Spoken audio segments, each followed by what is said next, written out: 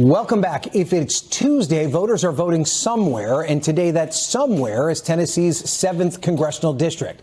Republican Matt Van Epps and Democrat Afton Bean are competing in a special election for a seat held by former Representative Mark Green, who retired earlier this year. Hoping to build on the momentum from last month's election's victories, Democrats see an opportunity to put up a strong challenge in this deep red district.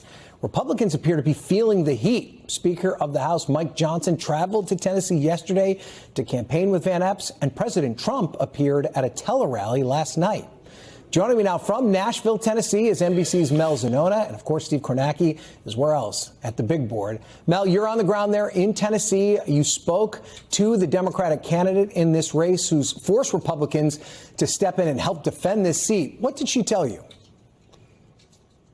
Well, she knows this would be an upset and a long shot for her to win here in the heart of Trump country. But she believes the fact that it's even close and competitive shows how dissatisfied voters are with the cost of living and how dissatisfied they are with the current Trump administration. She has been running a campaign focused relentlessly on the cost of living as well as health care. And she thinks that even if she loses but is able to keep the race close, that should be a massive warning sign for Republicans ahead of the midterms, given this is a district that Trump carried by 22 points. Just watch what she told me.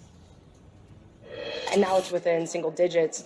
It is, once again, a testament to the fact that this administration hasn't delivered. Do you think the electorate is ready to embrace someone who is not only Democratic, but perhaps more progressive than they've been used to in the past? Yeah, I think so. I think voters in this district have given me a lot of grace, and I've definitely matured. I was, an organizer, activist, a public-private citizen before I was a lawmaker. And as a state legislator, I represent 60,000 voters. As a next congresswoman for this district, I'll represent 700,000, of which, there's a lot of different varying political opinions. Now, Republicans have tried to say that she is far too extreme for this district, and they have highlighted her past calls to defund the police. So I asked her whether she still maintains that position, but she largely dodged, saying it depends on what the community wants. Interesting. So what is driving this momentum for the Democrats, Mel? Is it a continuation of the affordability message that we saw dominate last month's elections? Ryan, one thing I've heard consistently from voters today is that they are concerned about the cost of living and that it is simply harder to pay their bills, to buy their groceries, and to put food on the table. That was a similar dynamic we did see in both Virginia and New Jersey during those governor races where Democrats did have big victories last month. And it is no different here in Nashville. Just watch.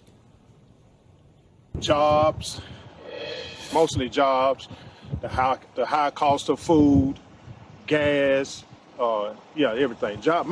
Mainly jobs. It's not as easy for lower income, middle income people these days. So that's a big part of my concern. Things are getting very expensive. I am still able to make it. However, things are getting really, really expensive.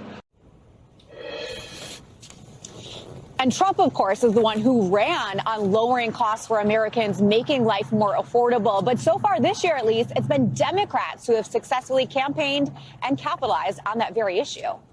Okay. Melanie Zanona, live in Nashville. Mel, thanks for that. There's a pattern developing that should terrify Republicans and energize everyone who wants to stop Trump's agenda. Democrats are systematically overperforming across the country, not in polls, not in hypotheticals, but in actual elections with real votes, by an average of 14 to 18 points compared to the 2024 presidential results. 60-plus special elections in 2025. Consistent overperformance in red states and blue states, in Trump districts and swing districts, in state legislative races, judicial races, county executive races, and congressional specials. Democrats flipped 25 Republican-held seats. They broke GOP supermajorities in Iowa and Mississippi. They won the largest Virginia House majority since 1987 and the largest New Jersey Assembly majority since 1973. They forced Republicans to spend $3.5 million defending a Tennessee district Trump won by 22 points. And still overperformed by 12 points. And Elon Musk spent $25 million trying to buy a Wisconsin Supreme Court seat. He personally campaigned. He called it the destiny of humanity. And he lost. This isn't random. This isn't luck. This is a pattern. And it's the same pattern we saw in 2017 and early 2018, right before Democrats flipped 40 House seats in the biggest midterm wave since Watergate. So let's decode what's happening, why it matters, and what it tells us about 2026. Because while the national media obsesses over Trump's latest outrage, Democrats are quietly building the infrastructure for a potential wave election, and the data suggests it's working. Let me give you the scale of what we're talking about. Across 60-plus special elections in 2025, Democrats have overperformed their 2024 presidential baseline by an average of 14 to 18 points. In U.S. House special elections specifically, that average jumps to 16 points. Out of those 60-plus races, Democrats overperformed in 34. Republicans overperformed in only 5, and all 5 were in deep blue districts in Connecticut, Delaware, Massachusetts, and New Hampshire. Democrats flipped 25 GOP-held seats out of 118 total special elections. That's a 21% flip rate, the exact same rate as 2017, which preceded the 2018 blue wave. And there's a 9-point swing in partisan control compared to previous cycles. That matches 2017 exactly. For comparison, the swing in 2022 to 2024 cycles was 1% or less. This isn't noise. This is signal. Let's start with the race that set the tone for the entire year. On April 1st, 2025, Wisconsin held a state Supreme Court election. Liberal candidate Susan Crawford faced conservative Brad Schimmel. The race became the most expensive judicial election in U.S. history, $99 million in total spending. And Elon Musk decided to make it his personal crusade. Musk spent $25 million supporting Schimmel, plus another $3 million on petition giveaways. He personally campaigned in Wisconsin. He wore a cheese hat. He offered voters $100 just for showing up. He gave away million-dollar prizes, and he literally called the race the destiny of humanity. Susan Crawford won. Despite being outspent, despite Musk's personal involvement, despite the entire MAGA apparatus throwing everything they had at this race. And Democrats didn't just win. They made the race a referendum on Musk himself. They ran ads highlighting his wealth, his government position running Doge, his pending Tesla lawsuit in Wisconsin. They made it about a billionaire trying to buy a court seat, and voters rejected it. Crawford overperformed the 2024 Democratic presidential baseline by 11 points. She preserved the 4-3 liberal majority on a court that handles abortion rights, voting rights, and decisions, and redistricting cases. And here's what happened next. Musk's public role in Republican politics greatly decreased after that loss. He was suddenly seen as toxic to candidates. The first major electoral test of Trump's second term, and Musk, who was supposed to be the genius billionaire kingmaker, lost. That set the pattern for the entire year. Now let's jump to December 2nd, 2025. Tennessee's 7th Congressional District. This is a district Trump won by 22 points in 2024. The Republican incumbent, Mark Green, won by 21 points. This should have been a sleeper race, a formality. Republicans hold the seat and move on. Except Democrats ran Afton Ben, a local candidate who campaigned on affordability and health care. And suddenly, national Republicans started panicking. Trump did multiple tele-rallies. Speaker Mike Johnson flew to Tennessee to campaign in person. MAGA Inc. PAC dumped $1.7 million into the race in the final weeks alone. Total GOP spending exceeded $3.5 million for a special election in a Trump plus 22 district. Republican Matt Van Epps won 53.9% to 45%, an 8.9-point margin. But that's a 12.6-point overperformance for Democrats compared to 2024. And it's the highest turnout of any 2025 special election. More than half of the 2024 general election turnout, rivaling 2022 midterm levels. Think about what that means.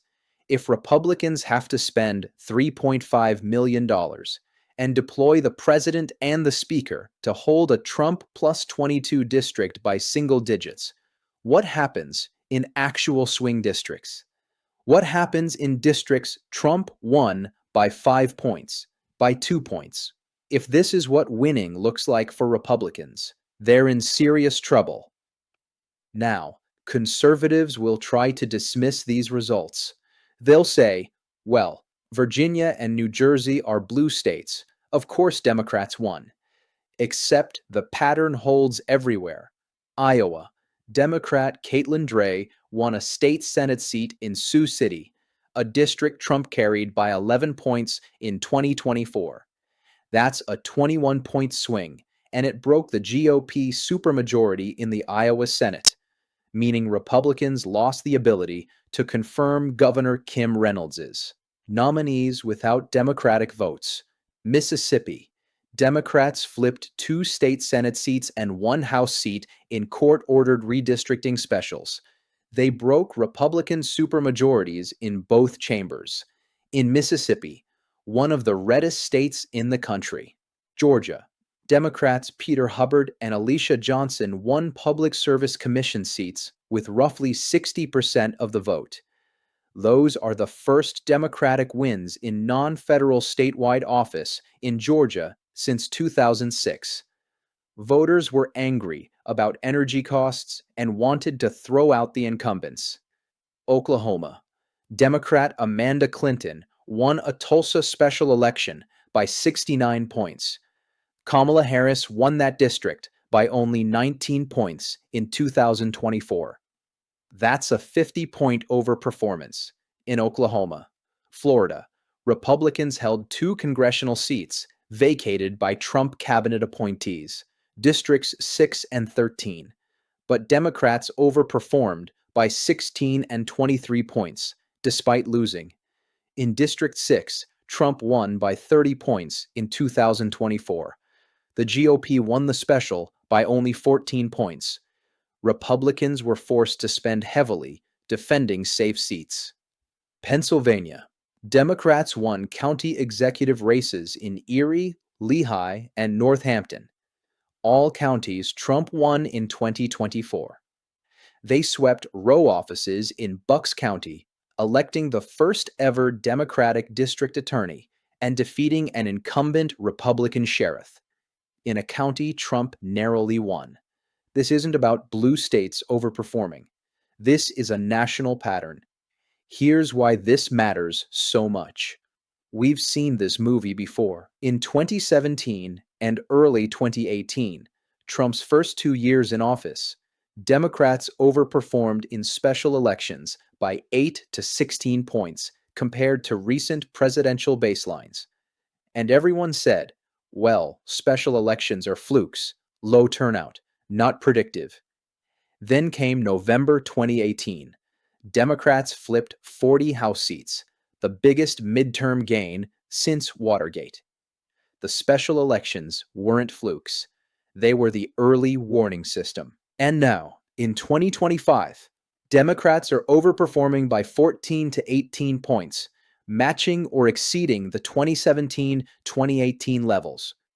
The same states showing swings now, Virginia, Pennsylvania, Wisconsin, Iowa, were bellwethers in 2018. And the structural conditions are even more favorable for Democrats in 2026 than they were in 2018. Trump's approval rating in December 2025 is 42% overall and 40% on the economy. That's lower than most of his first term. 75% of voters, including a majority of Republicans, say they've paid higher prices because of Trump's tariffs. And Trump won't be on the ballot in 2026 to drive Republican turnout. Historically, the president's party loses an average of 28 House seats in their first midterm. If Democrats are already overperforming by double digits with Trump's approval in the low 40s, what happens when midterm dynamics kick in? Here's the structural problem Republicans face. Trump's 2024 coalition was built on low-propensity, irregular voters, people who don't normally vote but showed up specifically for him. Those voters aren't showing up for special elections. They're not showing up for state legislative races. They're not showing up for judicial races or county executive races. Even in Tennessee, which had the highest turnout of any 2025 special election, Democrats still overperformed by 12 points. Republican base voters are only energized by Trump personally, not by the Trump agenda. When he's not on the ballot, turnout collapses. And that's catastrophic for 2026, because Trump won't be on the ballot.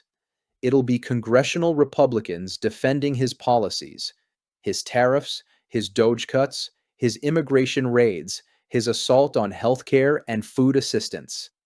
Democrats, meanwhile, have figured out the formula. Run on kitchen table issues: affordability, healthcare, protecting Social Security and Medicare. Make the race a referendum on Trump's chaos and Musk's corruption. Invest in turnout infrastructure, organizers, voter contact, candidate recruitment, and it's working everywhere. Now let's talk about why this is happening. Trump's approval rating is 42% overall, 40% on the economy, supposedly his strong suit. Independents are turning against him. Young voters are turning against him. Latino voters, who gave him significant support in 2024, now disapprove by 54% in one poll and 70% in another. And the reason is simple. People are struggling economically, and they know who's responsible. 75% of voters say they've paid higher prices because of Trump's tariffs. That includes a majority of Republicans. Grocery prices, rent, healthcare costs. These are lived realities that can't be spun away. And Trump's response? In a December 2025 cabinet meeting, he called affordability concerns a con job and a fake narrative. He's telling struggling voters that their reality is imaginary. That's political malpractice. And voters are responding by voting for Democrats, the party that's actually acknowledging their pain and proposing solutions. Republicans control the White House, the House, and the Senate. They own the economy now. There's no one else to blame. And the DOGE cuts, threatening Social Security, Medicare, federal workforce, are creating economic anxiety on top of the inflation pain. Every special election becomes a referendum on Trump's economic agenda. And Democrats are winning that referendum. Let's talk about what Democrats are doing right. First, they're investing in state-level organizing. DNC Chair Ken Martin's strategy, stop bitching, build infrastructure, compete everywhere, is being validated by results. Second, they're recruiting credible local candidates. Afton Ben in Tennessee, Caitlin Dray in Iowa, Susan Crawford in Wisconsin. These aren't celebrities or national figures. They're people from the community who can speak authentically about local concerns. Third, they're running on issues that resonate: affordability, healthcare, abortion rights, protecting Social Security and Medicare. Not abstract policy, not insider jargon, kitchen table economics. Fourth, they're making races about Trump and Musk. nationalizing elections around an unpopular president and a toxic billionaire, forcing Republican candidates to defend chaos, corruption, and extremism they can't distance themselves from without facing primary challenges. And fifth, they're turning out their base. The turnout infrastructure, voter contact, door knocking, phone banking, is working even when Trump isn't on the ballot to drive GOP turnout. This isn't magic. It's organizing, it's strategy, it's execution, and it's replicable across the country.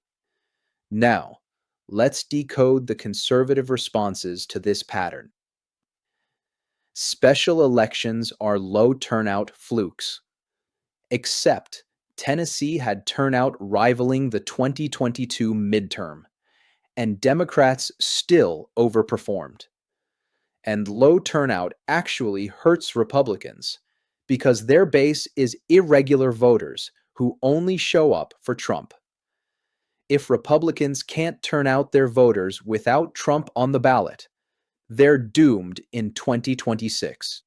These are Democratic base districts, except we're talking about Trump plus 22 Tennessee, Trump plus 11 Iowa, Trump plus 30 Florida, double-digit Trump districts in Georgia and Mississippi.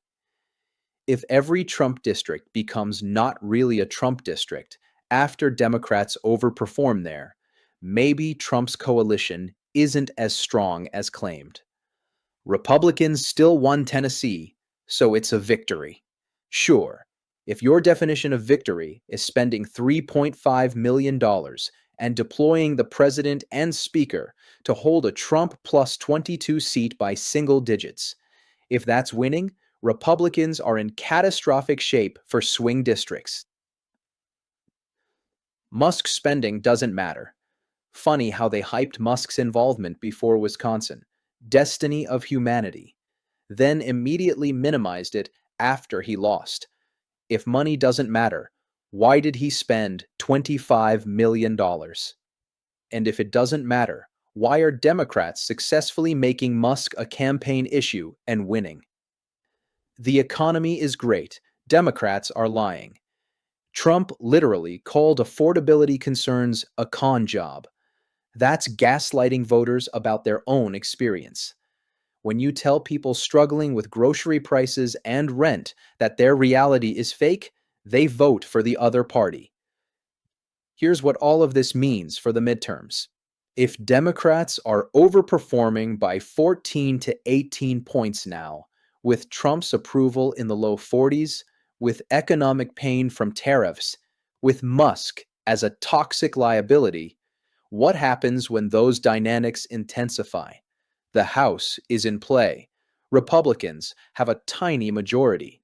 There are dozens of swing districts where Trump won by less than 5 points.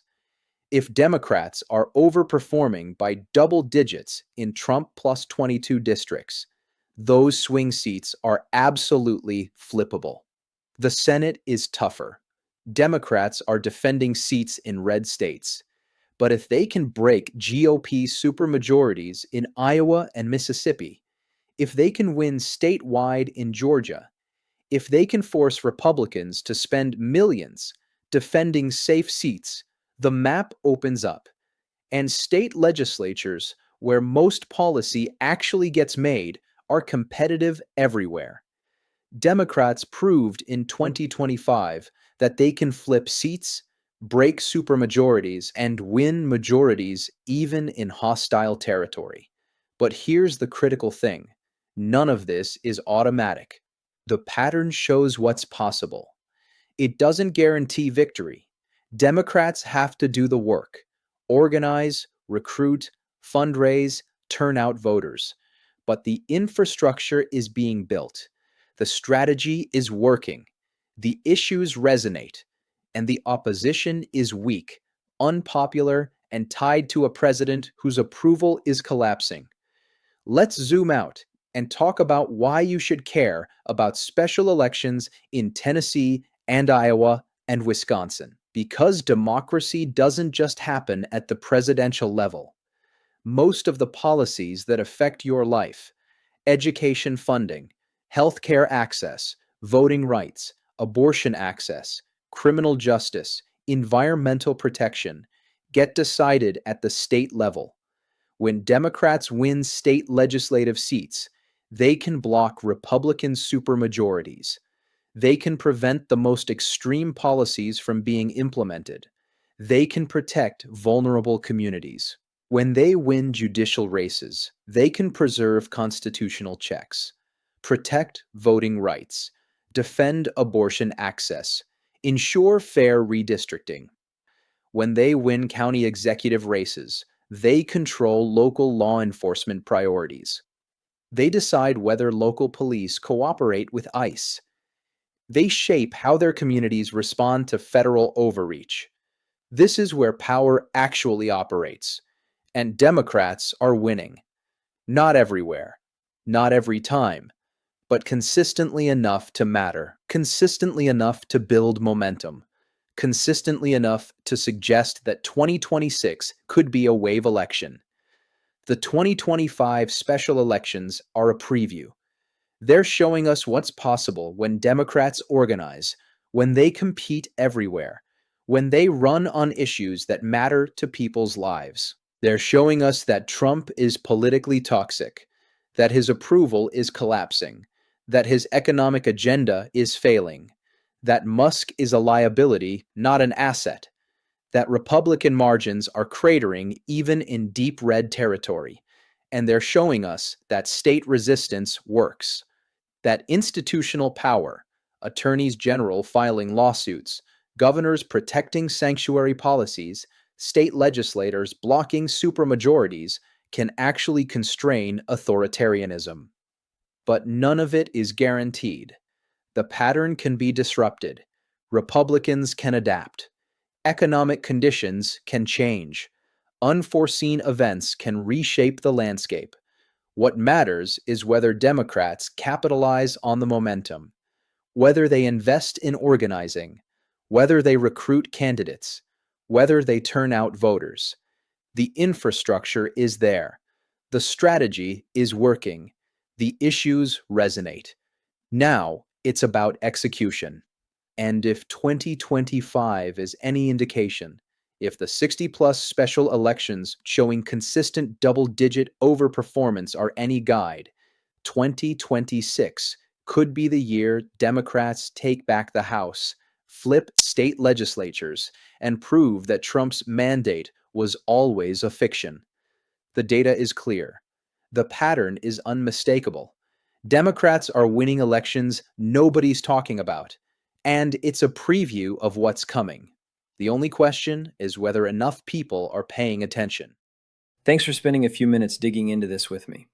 If you want more grounded, progressive commentary without the outrage bait, subscribe and stick around. Every time you watch, share, and engage, it helps build a community that believes democracy is worth understanding and defending. I'll see you in the next video.